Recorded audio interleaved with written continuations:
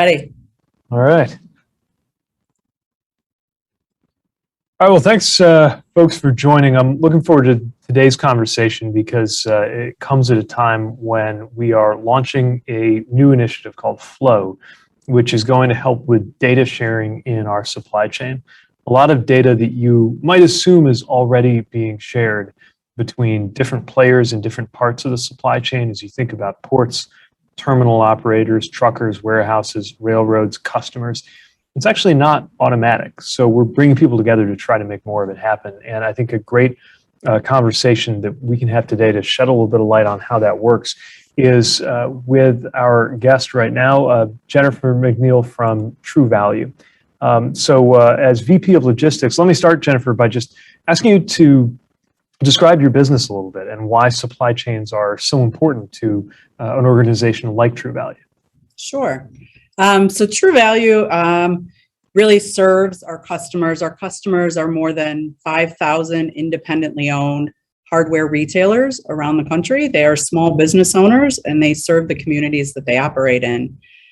So supply chain is very important to us as a company and very important to our customers, as our ability to move product to our customers affects not only the retailers, but the communities that they serve. That's right. A lot of people are in turn counting on the stores that you serve, which means the ability to get things where they need to be, when they need to be there is hugely important. Absolutely. So what does it mean for your customers and for your organization for us to be able to better share data and better track shipments or understand what is at what point in the system? So this can be a huge help to our customers, and this can be a huge help to the communities that our customers serve. These supply chain disruptions have had many impacts on our customers, and through the course of the pandemic have meant different things at different times.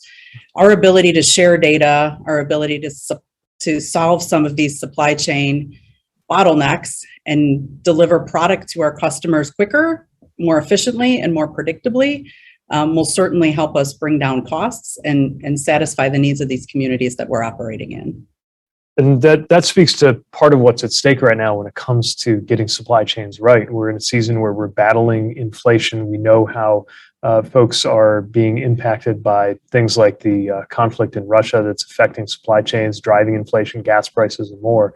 So anything that we can do to make supply chains flow more smoothly, that's affecting folks' bottom line, right? Family budgets, the ability to do projects, the difference between being able to take a vacation or not. I mean, these are all the kinds of things that depend on us getting this right. Absolutely. Some of our store owners have significant challenges as we try to navigate these supply chain disruptions. We're asking them to do things like order product a year in advance of the traditional season. Wow. This is especially difficult for small business owners. They don't have the ability to store or order in bulk. They don't have the ability to forecast like some of the larger companies. So these are significant issues for True Value, and these are significant issues for our customers. Yeah, what are some of the ways you think the current supply chain environment is harder for small businesses? Because you're in a very interesting position. You're a nationwide organization and network, but of course, the stores you work with are typically independent, often in rural areas, and small business doesn't have the kind of command of supply chain that a big box store might, for example. Sure. So we have some unique challenges, and we have challenges that are shared by all companies that are importing into the United States. We're moving product to a variety of locations, but we're often moving product in smaller quantities. So our ability to consolidate and our ability to move product efficiently is critical as we're breaking up that product and delivering in the quantities that are needed for our customers to their retail locations. As you mentioned, many of our customers are in rural locations and not necessarily in the big cities. So the distance that the product has to travel once it arrives in a U.S. port is usually significant. So our ability to do that efficiently and in a cost-effective manner is of paramount importance to our customers. That flows through, as you said, into communities. I know Definitely, my in-laws, just to take one example, they're really counting on their hardware store in Northern Michigan to be there for them, to be able to run their own small business. And you see how that kind of flows out through so many businesses, families, and communities. Well, we're really excited about what we can do with this data sharing initiative, precisely because we think it's going to help things get to where they need to be on time. I was just at a conversation earlier today at the White House. I know a colleague of yours was there, as well as representatives from a number of shippers, warehousing organizations, ports, all talking about what we can do to better share information. And a big part of it is just making sure that you have some visibility in terms of where the things that you're counting on are actually sitting. What's it going to take to make the logistics of it work better? And ultimately, this is going to add up, I think, into a digital tool that different participants, starting with these 18 organizations that signed up today, including yours, are going to be able to get access to.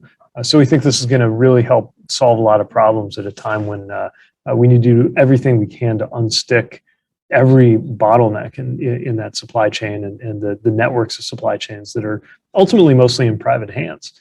They're private sector, right? A lot of folks forget sometimes that as it should be, these are not government owned and operated supply chains for the most part, certainly not federally owned and operated. But all the more reason for us to be trying to set the table to get the relevant players to be speaking with each other, sharing information, and helping each other solve these problems. Yes, we're really honored and excited to be a part of this data sharing initiative. We think it's a great opportunity to improve the supply chain, and we're hopeful that our experiences through the past 2 years will provide some valuable input to what companies are facing today and to what challenges we can solve by working together.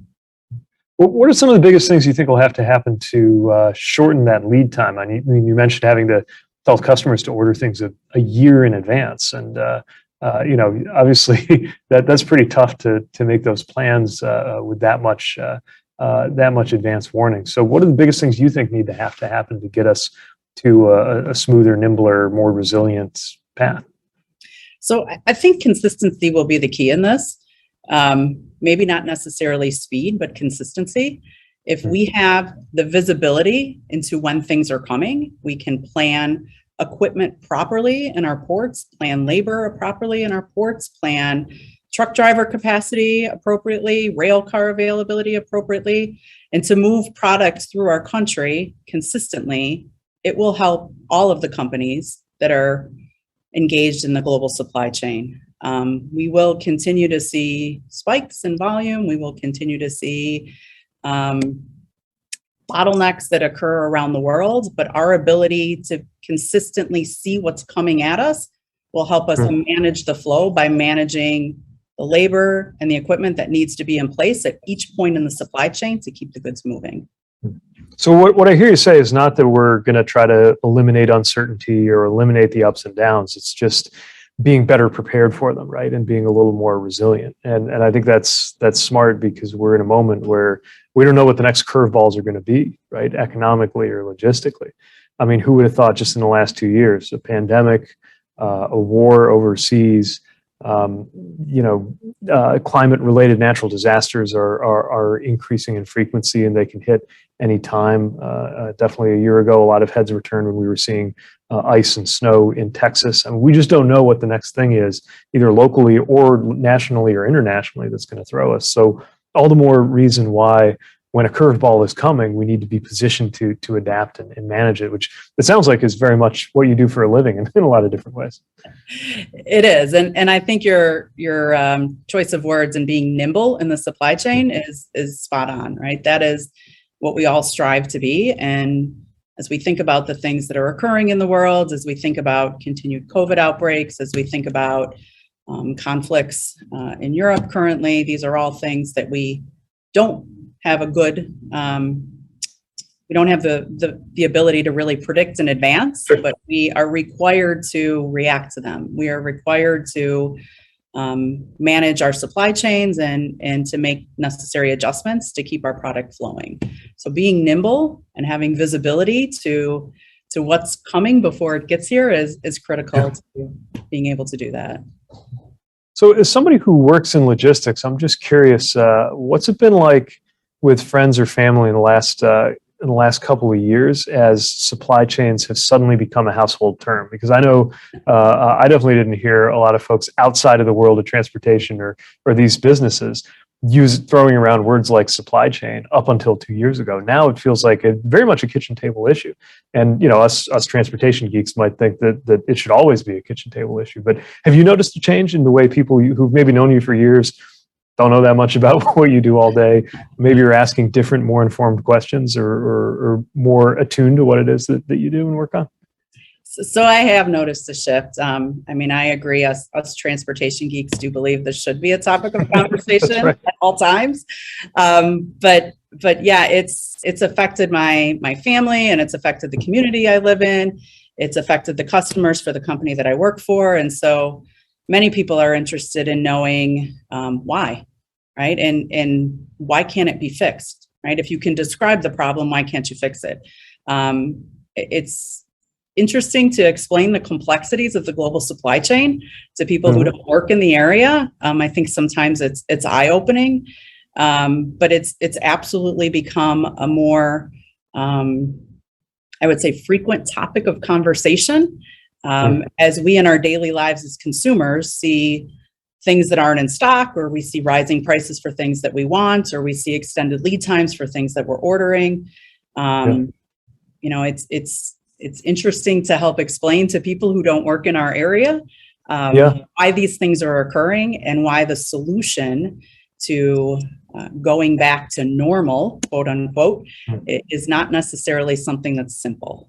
Yeah, there are a lot of assumptions doing a lot of work, right? Things that folks might just assume. Certainly, we're finding this in terms of the Flow initiative, that you might expect certain kind of data were being shared, but it just doesn't work that way. I think a lot of folks assume that our ports all operated on a 24/7 basis, which of course they haven't, though we've been shifting them onto that posture, and I think that's been really important. Are there any other things you think people assume is true about logistics or about supply chains that's just pretty wide of the mark? I think assumptions really are that capacity is abundant, and that if you have product to move from point A to point B, regardless of where those points are in the world, it's a fairly straightforward task to do that. Sometimes that is the case, sometimes it's not. To your point, our ports do not work 24/7. They do work more hours, I think, than people know, and the challenges in getting them to work 24/7 are quite significant. So the solutions to some of these problems seem apparent to people who don't work in the supply chain area, but as mentioned, they definitely are more complex. And that's exactly why it takes so many players at the table in order to find solutions, right? And that's federal, state, local, but it's mostly outside of government. A lot of private sector players, which is why we're so glad for the partnership here. Well, Jennifer, thanks for taking time to help explain these issues, and thanks again to True Value for being among the 18 inaugural members of the Flow Initiative. I'm really excited about what we can do here to simplify shipping, to reduce wait times, and of course, ultimately to keep prices under control. So the work is just beginning, and we're glad to be partnering with you to do it. Thank you very much. We're very excited to be part of this initiative. Great being with you, and take care. You too. Have a good afternoon. You too. Bye-bye. Thank you.